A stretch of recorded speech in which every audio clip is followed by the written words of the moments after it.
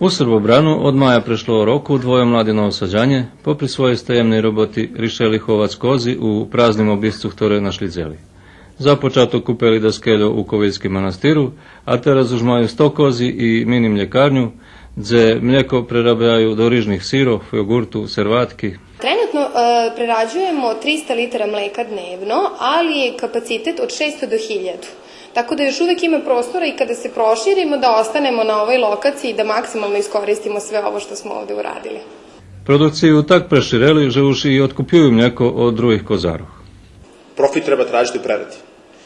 Primarna proizvodnja, poljoprivredna proizvodnja ima svoje benefite, ima svoje maksimume vrednosti koje mogu da se postignu, ali iskustva Evrope i projekta koji Poljoprivredni fakultet profesorica Anka Popović-Vranješ već 2 ili 3 godine radi, jestu da kroz preradu dolazimo do profita. Aleksandar i Jelena še mudro povjazali s fakultetom, dostali nepovratnih sredstva od kanadske ambasadi i fondaciji Divac, dodali svojo, a pomohla im i pokrajina, tak počali produkciju, ktorá má veľkú perspektívu, poneže to u Srbiji celkom nerozvita oblast statkarstva i prerobku zdravej poživi.